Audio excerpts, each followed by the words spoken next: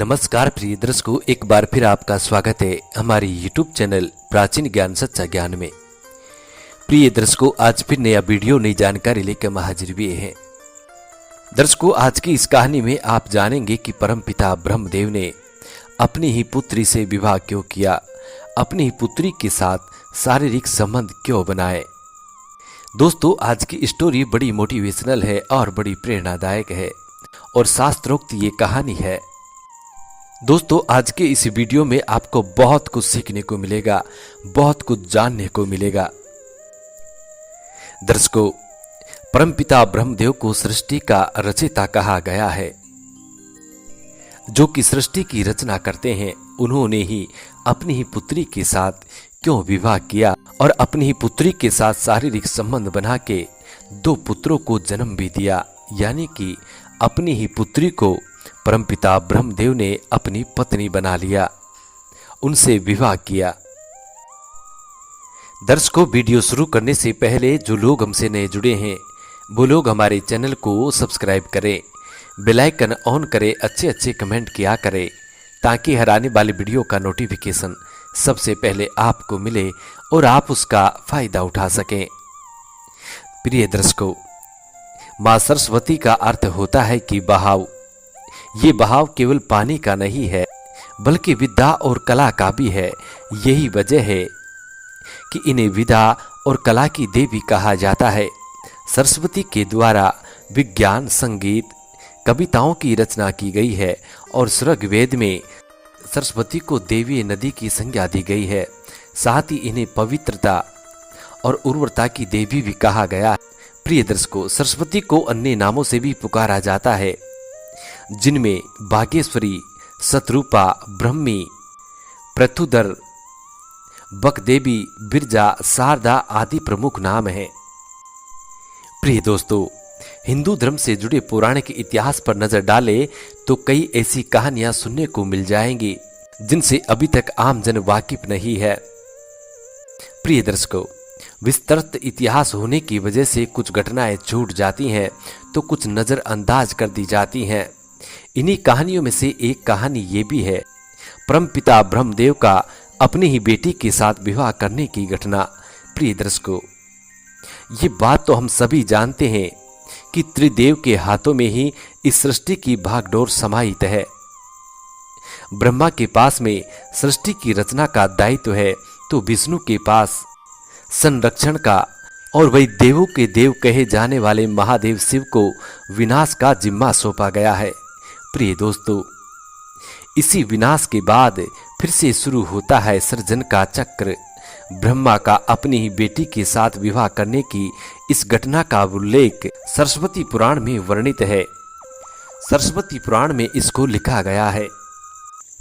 प्रिय दर्शकों, सरस्वती पुराण के अनुसार सृष्टि की रचना करते समय ब्रह्मा ने सीधे अपने वीर्य से सरस्वती को जन्म दिया था।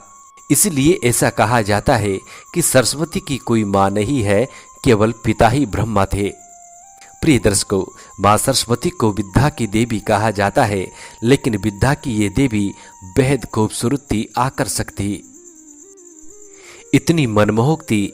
स्वयं मां सरस्वती का पिता ब्रह्मा भी सरस्वती के आकर्षण से खुद को बचा कर नहीं रख पाए और परमपिता ब्रह्मदेव अपनी ही पुत्री सरस्वती को अपनी अर्धांगिनी बनाने का विचार करने लगे। प्रिय दर्शकों, सरस्वती ने अपने पिता की इस मनोभावना को भांपकर उनसे बचने के लिए चारों दिशाओं में छिपने का प्रयत्न किया, लेकिन उनका ये प्रयत्न बेकार साबित हुआ। इसलिए विवश होकर उन्होंने अपने पिता के साथ यानी कि परमपिता ब्रह्मदेव के साथ विवाह करना पड़ा। प्रिय दर्शकों, परमपिता ब्रह्मदेव और मां सरस्वती करीब 100 वर्ष तक एक जंगल में पति पत्नी की तरह रहे। इन दोनों का एक पुत्र भी हुआ जिनका नाम रखा था स्वयंभू यानी मनु।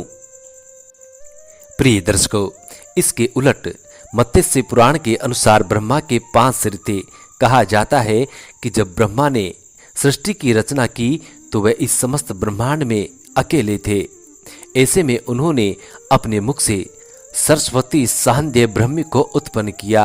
प्रिय दर्शकों, ब्रह्मा अपनी ही बनाई हुई रचना सरस्वती के प्रति आकर्षित होने लगे और लगातार उन पर अपनी दृष्टि डाले रखते थे। कहा जाता है कि ब्रह्मा की दृष्टि से बचने के लिए सरस्वती चारों दिशाओं में छिपती रही, लेकिन वे उनसे बच नहीं पाई। इसलिए सरस्वती आकाश में जाकर छिप गई,